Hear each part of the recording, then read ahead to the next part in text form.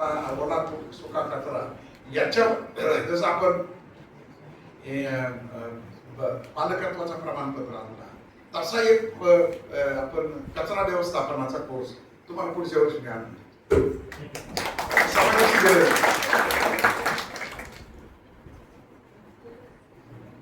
अजून की काय प्रश्न आहे? आता मला शेवटचं विचारायचं आहे की सगळी विद्यापीठामध्ये वायशिंग काम करते. पुणे विद्यापीठाला त्या पुणे विद्यापीठात असं शेवटी डायरेक्टर होते. मी प्रोकुलर होतो आणि इकडचं वायशिंगचं म्हणून हे सोडून तिकडे गेलं. ही सगळी विद्यापीठ आहे. तुम्हाला विचारायचं नाही. तर ही सगळी जी विद्यापीठ आहे या सगळ्या विद्यापीठांना जे उच्च शिक्षण मिळतं हे सगळं होतं. याच्याविषयी असं जनरल शिक्षणाविषयी तुम्हाला काय एकूणच शिक्षणाविषयी त्यात तुम्ही सगळेजण नोकरीत असल्यामुळं त्या जे नियमित येतात त्यांचा प्रश्न काय माहिती आहे? त्यांना आता तुम्ही कंपनीत आहात, तुम्ही सुद्धा प्रत्येक जण कुठं ना कुठं कामाला तिथं तुम्हाला सगळं ऑफिस जे काम करायचंय जे MBA करताय किंवा MA करताय तुम्ही कुठे असता? MA करताय नाही काय करता? जॉब करा. म्हणजेच कुठे ना कुठे तुम्ही जॉब करता तर इंटर्नशिप आहे. तिकडं जर भाग असा आहे की इंटर्नशिप करणं म्हणजे काय? ज्या कामाच्या 5 जागांनंतर जे कामाचं जग आहे जे एन्व्हायरमेंट आहे तिथं मला काम करायला तिथे अगोदरच डिग्री करता संधी आहे. पण आपल्याकडे तसा काही प्रश्न नाहीये. बरेच जण तुम्ही सगळीकडे काम करताय छोटं मोठं काय जे असेल त्यामुळे इंटर्नशिपचा तर काय तसा फार मोठा हे नाही. परंतु असं काही इन जनरल आहे जे तुम्ही आम्हाला विद्यापीठाला म्हणून सांगू शकाल ओव्हरऑल असा आता एक भाग झालाय की प्रत्येकाला सगळं कळलं माहिती मिळाली पाहिजे. तर त्याच्यासाठी आपल्याला काय करता येईल? तर तुम्ही पाहिलं असेल वायशिवरीच्या इत्यंभूत कोर्ससाठी आपण रेडिओ मिरचीवर माझी सिरीज चालली. किती जणांनी ऐकली मला माहित नाही. पण युट्यूबवर जर तुम्ही गेला तर आपण लिंक पाठवून देऊ. प्रत्येक सेंटरला लिंक पाठवून देऊ. त्याचा ठिबच अशी आहे की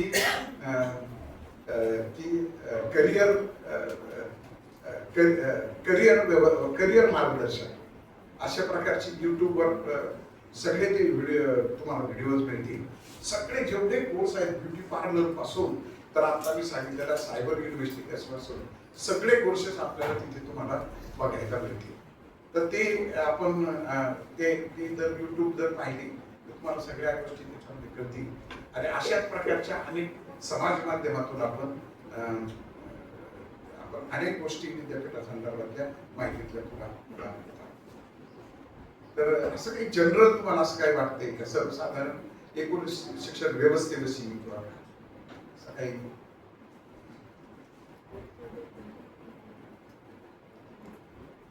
ठीक आहे. ताईला काही सांगायचं? ताई तुला काय बोलायचं? नाही. मला एक सांगायचं होतं की बाकी सेंटरवर आपला PhDचा कोर्स चालू आहे. म्हणजे आपल्याला जर PhD करायची असेल तर आपण दुसरीकडे न जाता आपल्या सेंटरलाच उपलब्ध करून दिली तर फार छान होईल. कारण की अदर सेंटरला चालू आहे. आम्ही ऑनलाईन बघतो आहे. म्हणजे नाशिकला वैष्णवीची नाही चालू. वैष्णवीची पुढे चालू नाही. मध्ये एक आलेलं युट्यूबला ते पूर्वी होतं. 20 साली UGCने एक परिपत्रक काढलं. काय व्हायचं की सेंटर एका ठिकाणी, गाईड एका ठिकाणी, विद्यार्थी एका ठिकाणी. त्यामुळे त्याचा इतके नंतर त्यांचे वाद व्हायचा. मी भेटायला गेलो, गाईड वेळ देत नाही होते. तो विद्यापीठ अनुदान आयोगाने या सगळ्या तक्रारीचा विचार करून फक्त जिथं तुमचं कॅम्पस आहे नाशिकलाच चालू आहे. फक्त आपल्या इथे नाही चालू करू शकत. आपल्या इकडे नाही चालू करू शकत कारण इथं फुल टाइम गाईड पाहिजे. मग आम्हाला करायचं असेल तर आम्हाला बाहेरनच करावं लागेल. हो तुम्ही मग वैष्णवीमध्ये तुम्ही आपण कोर्स वर्क साठी येऊ शकता ना. तुम्ही तिथं नंबर जाहिरात येईल जागा कोणत्या विषयाची त्याच्यात एक पुन्हा ज्या विषयाचा गाईड आहे त्याला तेवढे चालवता येतात. ज्या विषयाचा गाईड नाही ते कोर्स चालवता येत नाही असं साधारणपणे आहे. त्यामुळे तो आपल्याला विद्यापीठ आणला कारण तुमची ती त्याच्यानंतरची जी डिग्री आहे ती नेट सेटला इक्विव्हॅलेंट धरली जाते. जर हे सगळं केलं नाही तर ती इक्विव्हॅलेंटला धरली जाणार नाही. मग विद्यार्थ्याची फसवणूक केली जाते. UGC एक म्हणतं आणि प्रॅक्टिस दुसरी केली तर ती डिग्री मान्य होते. म्हणून आपण ती फक्त विद्यापीठाच्या कॅम्पसमध्ये. दीपाली कोबडे. हा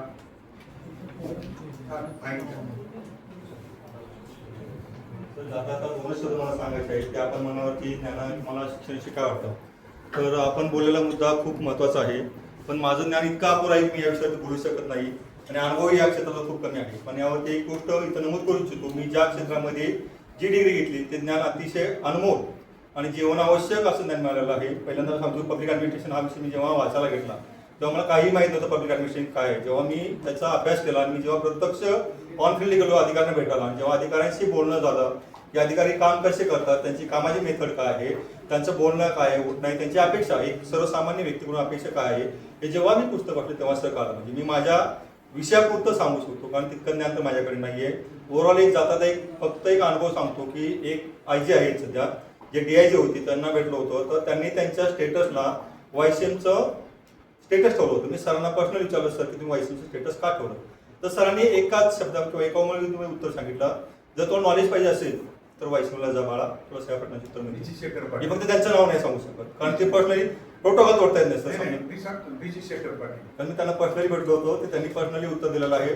त्यामुळे वायसीएमचा अनेक असे खूप आहेत आपले जवळजवळ IAS, इव्हन आपले उपमुख्यमंत्री एकनाथ शिंदे आपले विद्यार्थी हो अगदी तुमच्यासारखा अभ्यास करून बाकावर जाऊन पेपर दिलाय ठाण्यामध्ये आणि ते त्यांची शिकायची इच्छा होती, त्यामुळे त्यांनी ते केलेलं आहे. आपल्याकडे नॉलेज बेस एज्युकेशन जे म्हणतात ते फक्त वायसीएमला आहे.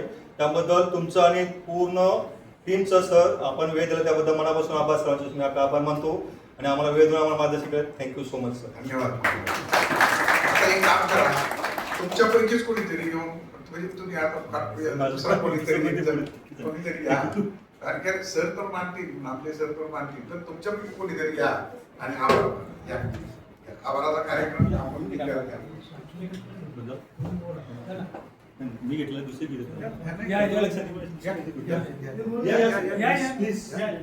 संधी दिली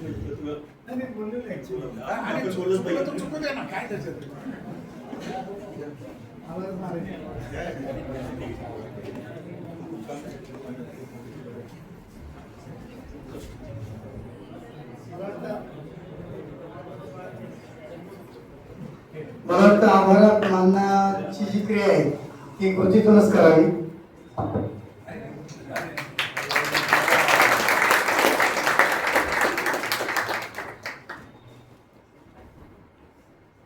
कोणती संस्था असली की तिचं एक बोधचिन्ह असतं आणि एक बोधवाक्य असतं, ज्ञानगंगा घरोघरी.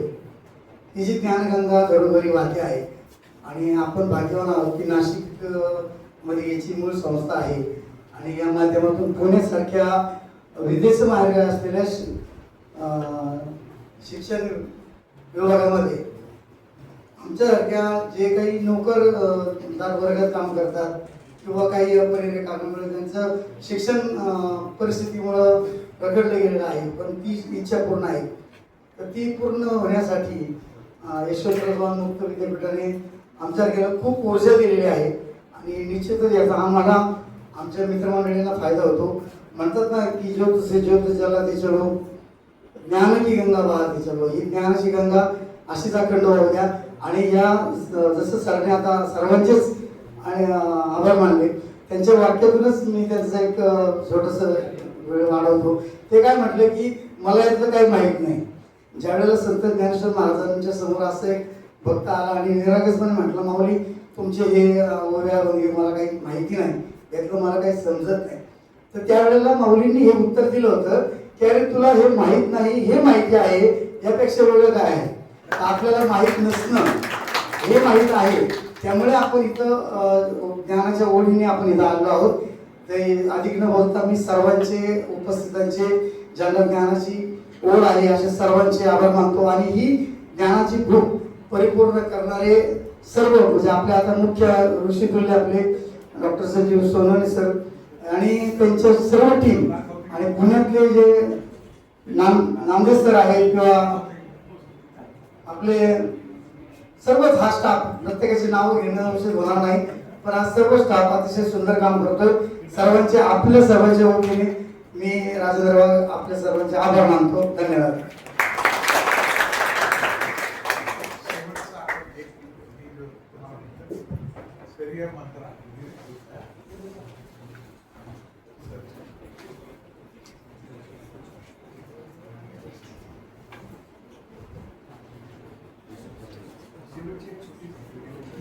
मला ते आणि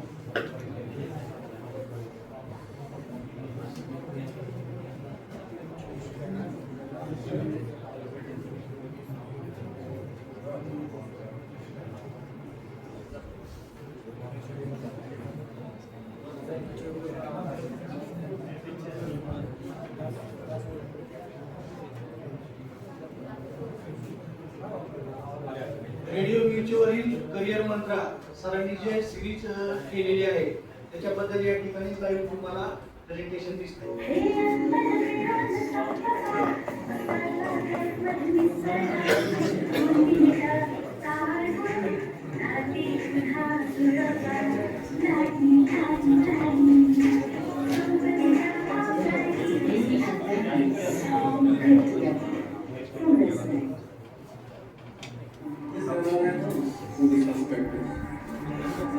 Oh no. Wi-Fi pack expired. Thankfully, I can use UPI on my international number with IDFC First Bank NRI savings account.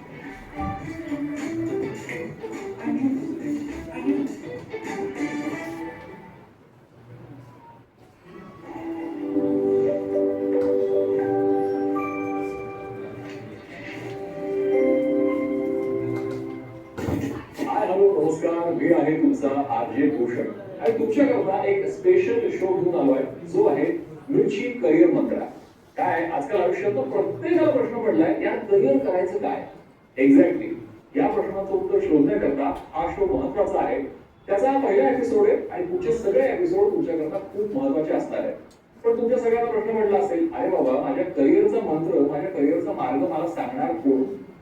Exactly तशीच पर्सनॅलिटी आम्ही या शो करता इन्व्हाइट केलेली आहे. यशवंतराव चव्हाण महाराष्ट्र मुक्त विद्यापीठाचे कुलगुरू डॉक्टर संजीव सोनावणे सर हे आपल्याला करिअरसाठी मार्गदर्शन करणार आहेत. सर नमस्कार. नमस्कार. नमस्कार. सर खरं प्रत्येकाला आयुष्यात प्रश्न असतो करिअर मंत्रा. माझ्या करिअरचा मंत्र काय असेल, मला माझं करिअर कसं निवडायचं. तर सगळ्यात पहिला प्रश्न मला तुम्हाला विचारायचा आहे की करिअर म्हणजे काय.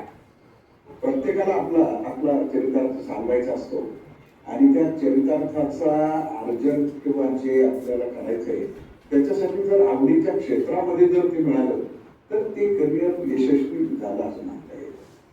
कारण असं आहे की इतके क्षेत्र आपल्याला असे बोलावत असतात, परंतु त्यापैकी कोणतं निवडायचं, त्यात मी यशस्वी होईल का, त्याच्यातून माझा आणि माझ्या कुटुंबाचा चरितार्थ चालेल का, त्याचप्रमाणे मला त्यामध्ये आनंद मिळेल का, समाधान मिळेल का, या सगळ्या गोष्टीचं रसायन असताना त्याला करिअर म्हणतात.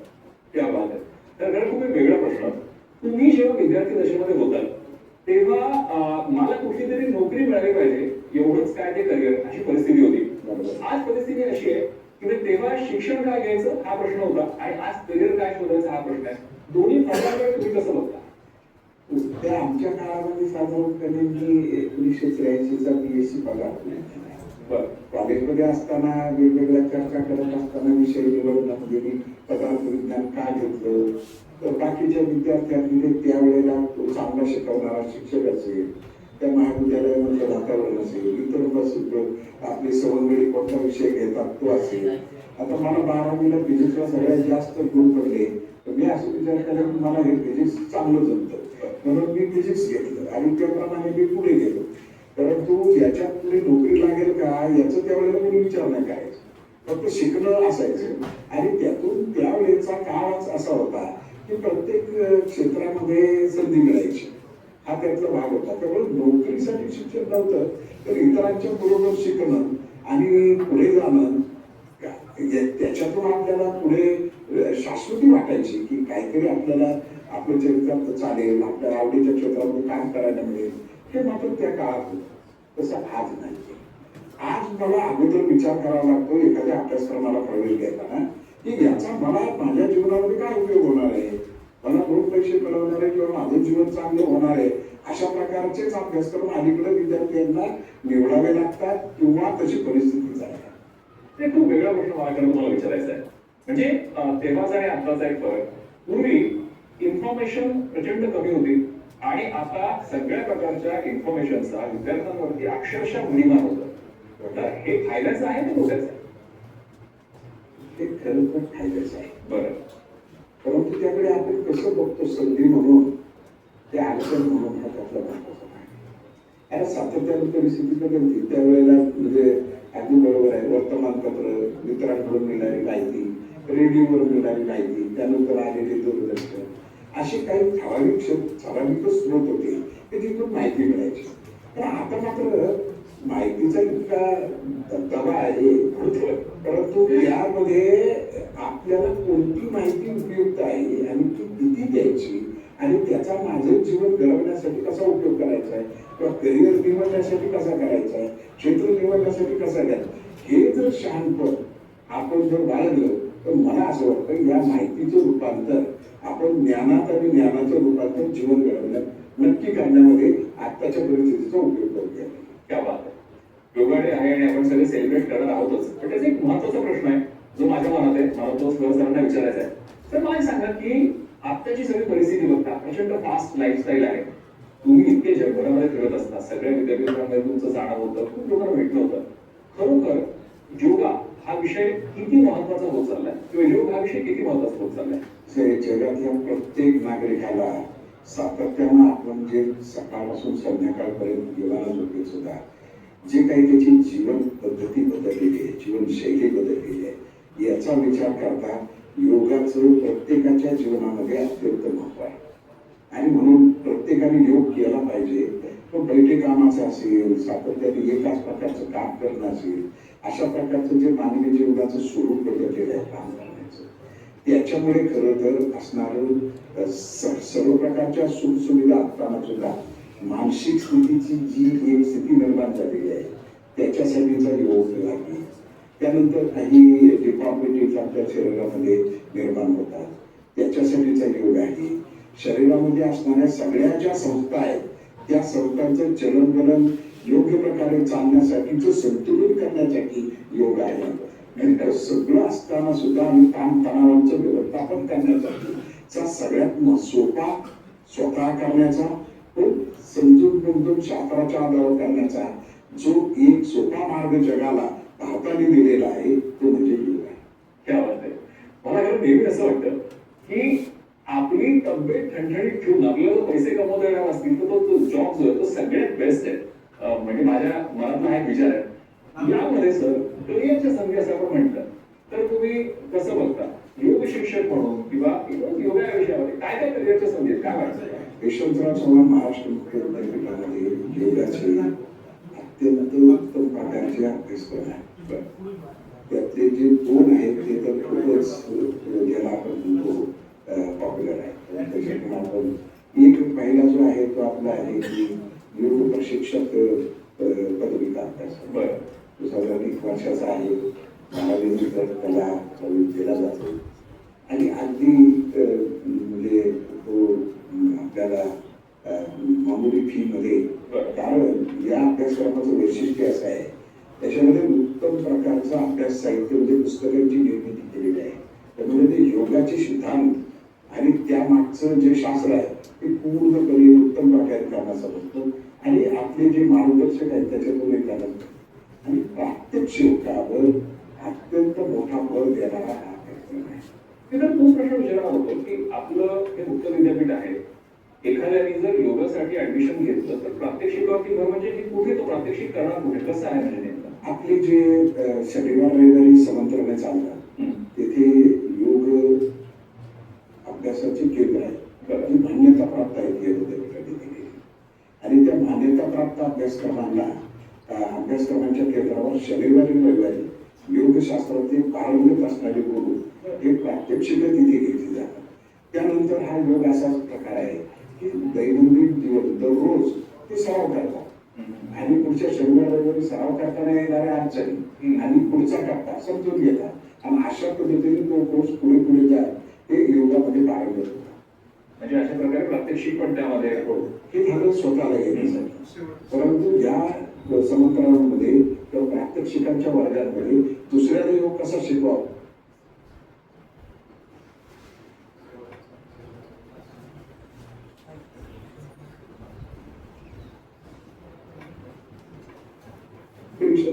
आणि म्हणून आपण आपलं जे यशवंतराव चव्हाण महाराष्ट्र मुक्त विद्यापीठाचं परीक्षेचं जे वेळापत्रक आहे ते मे 1 ला सुरू होतं आणि जून जुलै पर्यंत त्या परीक्षा चालतात आणि आपण तातडीने निकाल जाहीर करतो म्हणजे त्या विद्यार्थ्यांना पुन्हा रेग्युलर मोडला किंवा दूर शिक्षण किंवा ऑनलाईन वरच्या वर्गाला प्रवेश घेता येतं किंवा करिअर करायला येतात.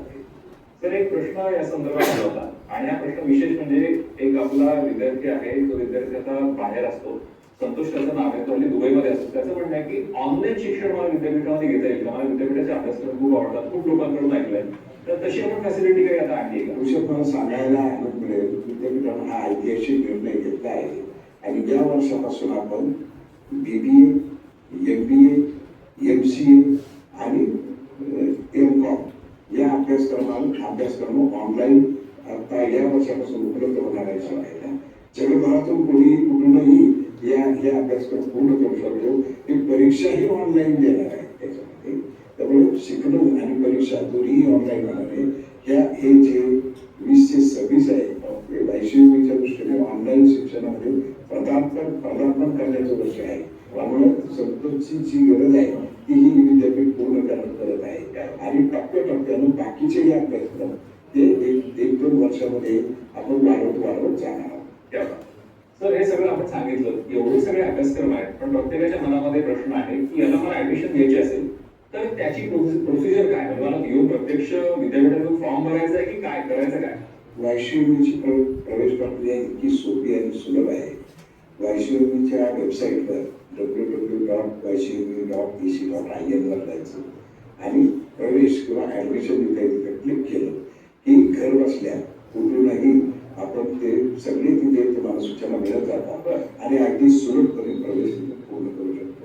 त्यामुळे फक्त वायसीएमच्या वेबसाईटवर जायचं आणि ऍडमिशनवर क्लिक केलं की सगळे अभ्यासक्रम तिथे आहेत. कोणता अभ्यासक्रम घ्यायचा आहे तो निवडायचा त्याची तिथे प्रवेशाची क्षमता लागणारे कागदपत्र याची सगळ्याची पूर्तता तिथे आहे आणि सगळा प्रवेश आता ऑनलाईन करता येतो. त्यामुळे कोणत्याही केंद्रावर ज्यादा माहितीसाठी जायचं असेल तर अभ्यास केंद्रावर जाऊ शकता परंतु प्रवेश सगळा आता ऑनलाईन आहे. त्या थोडक्यात काय ज्ञानगंगा घरोघरी पोचलेली आहे आणि त्यामध्ये प्रवेश घेणं सुद्धा तुमच्या घरीच आहे आणि ते म्हणतात की आता फिंगर टिप्स वरती प्रवेश घेणं. कारण या मिळशी करिअर मंत्रा या शो मध्ये आज खूप छान माहिती मिळाली पण या सगळ्या बरोबरच आज एक खूप छान करिअरचा मंत्र सुद्धा आपण घेणार आहोत आपल्या गुरु सरांकडून. तुम्ही सरना विनंती करतो की सर आमच्या सगळ्यांसाठी आजचा करिअरचा मंत्र काय आहे. कोणत्याही क्षेत्रातलं करिअर आपल्याला करायचं असेल यशस्वी व्हायचं असेल तर आपल्या ध्येयाकडे सातत्यानं साधना करत वाटचाल करणे हेच खरं तर यशाचा मंत्र आहे. सर मला असं वाटतं हा तुमचा जो मंत्र आहे हा आम्ही सगळेच नक्की अंगीकारू आणि मला या निमित्ताने तुम्हाला सगळ्यांना सांगायचं आहे की मिळशी करिअर मंत्रा या शो बद्दल तुमच्याही मनामध्ये काही शंका असतील किंवा काही प्रश्न विचारायचे असतील तर ते आमच्यापर्यंत पोहोचवा. मिरची भूषण नावाने इंस्टाग्राम वरती आहे मिरची मराठी हे आमचं इंस्टाग्रामवरचं पेज आहे. तुमचे प्रश्न तिथे विचारा आम्ही नक्कीच हे सगळे प्रश्न पर्यंत पोहोचवू. आणि आता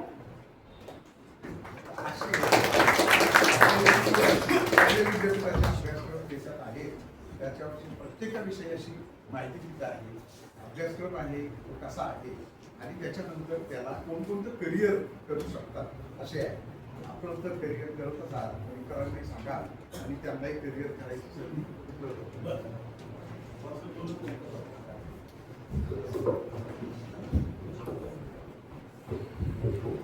माननीय कुलगुरू तसेच माननीय विभागीय संचालक ह्या दोघांचेही मी मनपूर्वक अखिल भारतीय स्थानिक स्वराज्य संस्था व अशोका इन्स्टिट्यूट ऑफ मॅनेजमेंटच्या वतीने पुनश्च एकदा धन्यवाद देतो की त्यांनी आमचं केंद्र निवडलं या सेशनसाठी. आणि त्या निमित्ताने का होईना माननीय कुलगुरू सर या संस्थेला आले आणि आम्हाला इथे मार्गदर्शन केलं. खरंच आनंद होत आहे. 2007 पासून हे अभ्यास केंद्र इथे कार्यरत आहे आणि 2007 नंतर पहिल्यांदाच या सेंटरवर कुलगुरू म्हणजे त्या काळातले कुलगुरू सुद्धा येऊ शकले नाही, परंतु माननीय डॉक्टर संजीव सोनवणे सर इथे आलेत. खरंच आनंद होत आहे की या विद्यापीठाच्या कुलगुरूंनी या सेंटरवर व्हिजिट केली आणि आमच्या विद्यार्थ्यांना अनमोल असं मार्गदर्शन केलं. खरंच खूप खूप सर मी अखिल भारतीय स्थानिक स्वराज्य संस्था आणि अशोका इन्स्टिट्यूटच्या माध्यमातून पुनश्च एकदा तुमचे मनपूर्वक आभार मानतो. आणि या संस्थेच्या वतीने मी आपल्याला एक छोटासा एक भेट म्हणून आमच्या संस्थेचं शताब्दीची वाटचाल हे पुस्तक आणि छोटासा सन्मान करू इच्छितो, तरी त्याचा आपण स्वीकार करावा ही विनंती सर.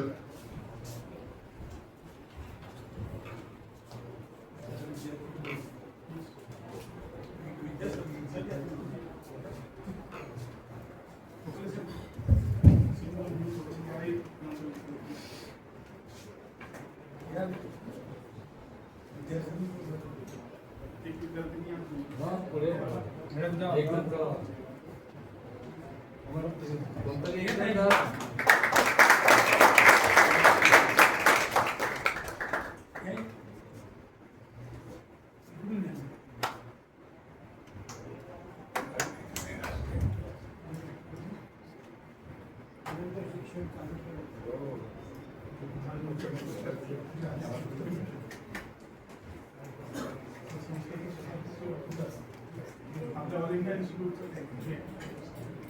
संस्थेचं शताब्दी वर्ष सुरू असलेले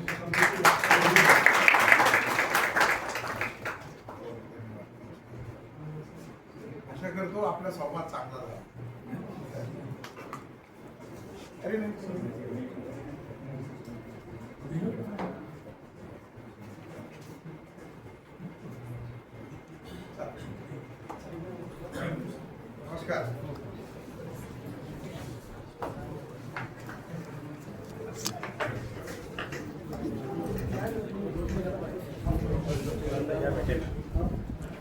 हॅलो, आपल्या सर्व विद्यार्थ्यांना आपण डिजिटल लायब्ररीच्या संदर्भामध्ये थोड्या वेळामध्ये माहिती देणार आहोत, तर कोणीही जायचं नाहीये.